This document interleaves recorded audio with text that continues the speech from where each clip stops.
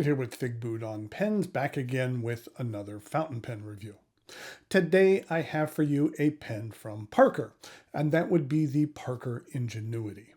Now, my last name is Parker, and Parker is a very well-known pen company. But the thing is, over the years, I have tried a number of Parker fountain pens, and very few have really hit home for me. In fact, there's really only one, the dual-fold Centennial Big Red, which I would categorize as a personal favorite. There are certain brands like Parker and Cross that don't seem to cater their products to enthusiasts that often. They've kind of basically turned more into gift brands. And what I mean by that is that, if you have someone who's graduating from college and their parents want to buy them a nice pen as a gift, the first brand they're going to think of is Montblanc.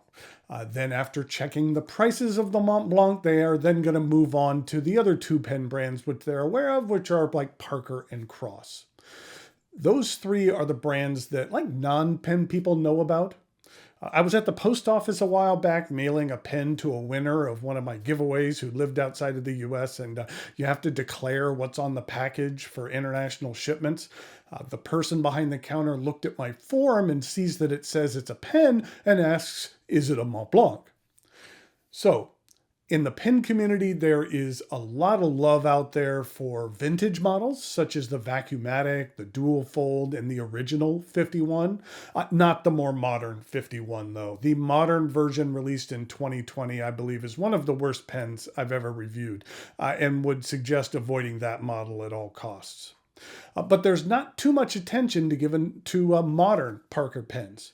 I'm not much into vintage pens, but I really wanted to like a Parker pen.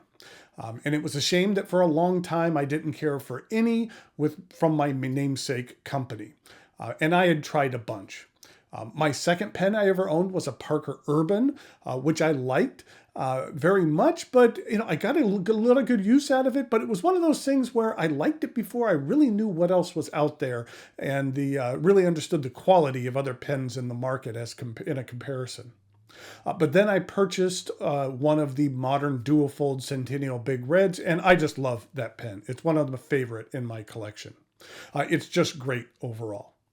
So, after that long intro, today I have another more modern Parker fountain pen to share with you, and that would be the Ingenuity. Will this pen fall under the category of Parker pens I love, like the Dual Fold, or will it be hated like the modern 51?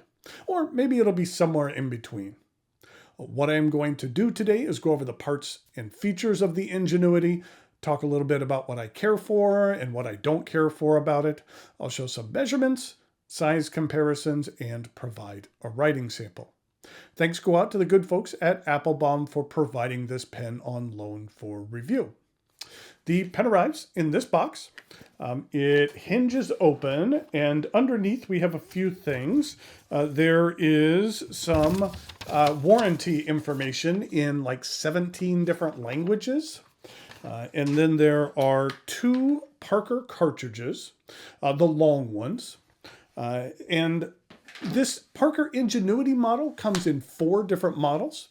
There is the black with chrome trim, black with gold trim, the blue with gold trim, and an all black.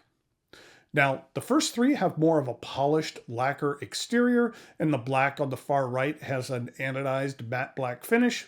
And the one I have for you today happens to be the one that I feel looks the sharpest out of that bunch, which is the all black. This pen is made from metal, aluminum, I believe. And as I mentioned, the exterior has an anodized matte black finish. I'm a sucker for a matte black finish, and this one is a really nice one. A side note, while doing some research for this review, I came across a little something I hadn't heard of before and found interesting. At the end of World War II, the German surrender was signed with a Parker 51 fountain pen, and the Japanese surrender was signed with a Parker Dual Fold. I mean, that makes sense. They were both very popular pens at the time, but I found that interesting. I would categorize this as a medium-sized pen. It's not as thin as a 51, but it's not as thick as a Dual Fold. Let's take a look at the top of the cap. It is flat. And on the top, it has this circular groove. I say groove because this is one single groove, kind of like on a record. I like the look, and the engraving really looks clean. Then we have Parker's signature arrow clip. While this arrow has taken several different forms over the years, the original design was created by a man by the name of Joseph Platt back in 1933. It was inspired by the founder's son, Kenneth Parker's passion for revolutionary transportation and aviation. It was first featured on a clip for the Vacuumatic, and the company says that it symbolizes Parker's pioneering attitude. The cap angles up only slightly and is covered with grooves. I do like the looks of these grooves, and they serve a functional purpose of improving your grip on the cap when you're removing it as well. I think that was a wise aesthetic decision to have the grooves on the cap and then have the barrel without them. I just think it looks nicer than if there were grooves on everything. And then at the end of the cap, it's engraved with the Parker Arrow logo as well as the company name. The transition from the cap to the barrel is very smooth. The barrel is straight for about 1.5 inches before tapering down at an even rate of decline, and the very end is flat. It might have been nice to have that same circular engraving on the end piece as well. The cap snaps off. It does feel like a solid capping mechanism. And underneath we have a stainless steel nib plated in black, which feels roughly the equivalent of a number 5 nib. It's stamped with the Parker Arrow as well as the company name. You'll see in the writing sample, but this nib kind of provides a stiff and firm writing experience. There's not much in the way of flex or even glassy smoothness. There's no indication of the nib tipping on the nib itself, but as you can see here on the plastic feed, it is notated. You can see this particular pen is a fine. This nib is available in either fine or medium. I do like the section of this pen. I feel it's a highlight. It reminds me of the section you'll find on SD DuPont pens. There's a slight ridge used in the snap capping mechanism. It angles up just a bit and has these well-engraved grooves, and then a very small step up to the remainder of the barrel. The combination of the grooves as well as the anodized matte finish really allow you to maintain a solid grip on the section. Your grip really isn't going anywhere. The other 3 versions of this pen have a polished metal section. While I prefer this matte one more, between the grooves and the angle of the section not being that prominent, I feel that those sections are adequately functional as well and aren't going to be very slick.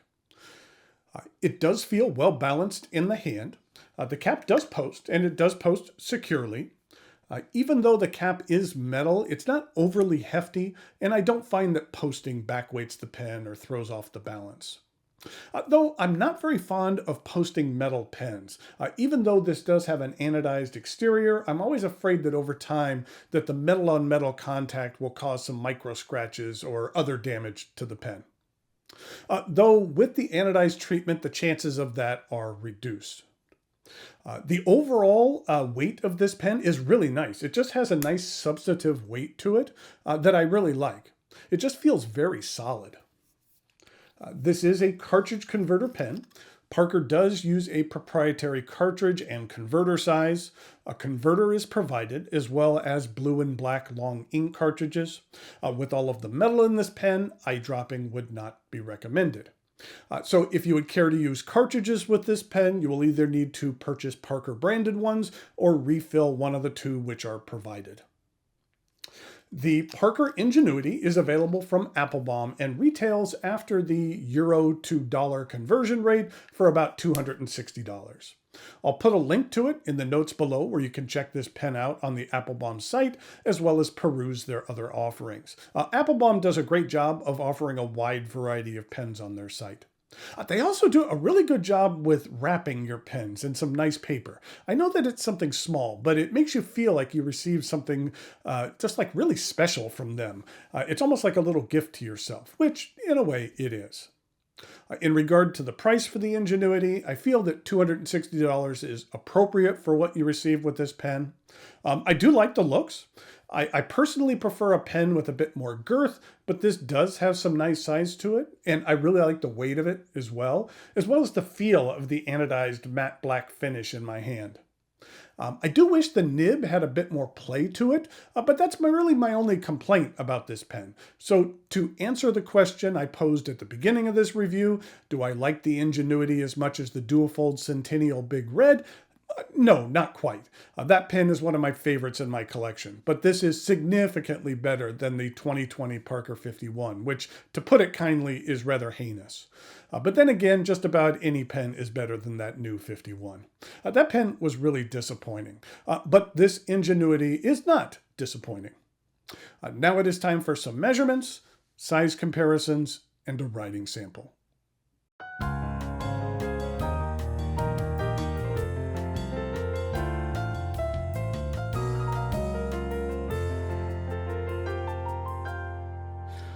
So here we have the Parker Ingenuity. Just wanted to give you another closer look. And like I mentioned, I kind of like the fact that it has grooves on the cap and that the barrel is smooth. I just think it's a sharp looking pen. In regard to some size comparisons with some other Parker models, here it is with a Vacuumatic. And then here it is with a 51. This is the 2051 that I said some really nice things about. Then this is the Parker Urban. This is the one that was my second pen ever, and I used this a lot. But then I kind of, like I mentioned, I liked it because I didn't know what else was out there, but I did get a lot of use out of that pen. And then finally, my favorite of the bunch, which is the Parker Dual-Fold Centennial Big Red. I just absolutely love this pen. I love the spade there at the top. The nib is fantastic. It's one of the sharper looking nibs I have in my collection. I just think it looks really, really nice. And this is what it looks like in comparison to the Ingenuity. In regard to some non-Parker pens, this is what it looks like with a Leonardo Momento Zero. And then this is a Lamy Safari, and this was in the Petrol. And then this is what it looks like with a TWSBI Diamond 580 Iris.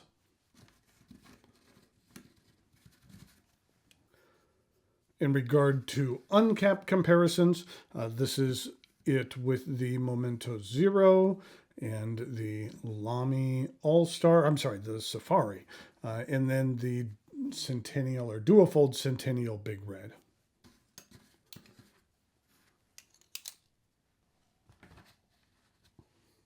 So here we go with the writing sample for the Parker Ingenuity. This is a fine stainless steel nib, and the ink I'm using today I thought would be appropriate, which is Parker Quink Black. This is what the ink looks like. This Parker Quink was my very first ink that I ever got. And so this was my very first bottle of ink, so I thought it would be appropriate to use for this black pen. This is how the black compares to the Namiki Black, as well as Mont Blanc's Mystery Black, which has a little bit more blue in it. And this is what the bottle of Quink looks like. Nice large mouth there, plenty of room to get lots of pens in here. It's a nicely designed bottle. And here we go with the rest of the writing sample.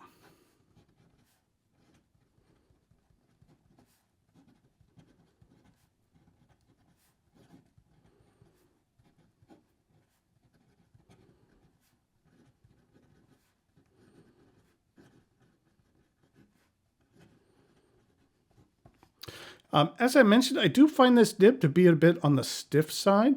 I will say it's a little bit on the medium side of fine, that while it's not glossy smooth, it does have a bit of feedback to it, but it's good feedback, and that I don't find it to be sharp, which is a lot of times what I don't care for on a fine nib.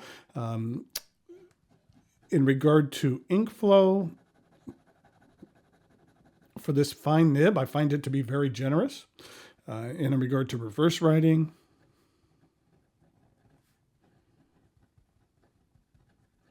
it is a little scratchy, but it gets the job done. In regard to some fast writing,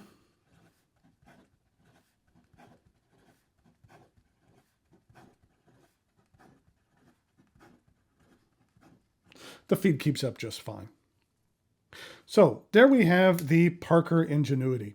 I really like this pen. I think that it's a solid offering, and that of all of the Parker pens that I've tested, it's one of my favorites. I wish the nib was just a little bit more forgiving and a little less stiff, but other than that, I like the looks, I like the feel, I like the weight. There's just a lot to like about this pen. Okay, until next time, thanks for watching, and I'll talk to you later.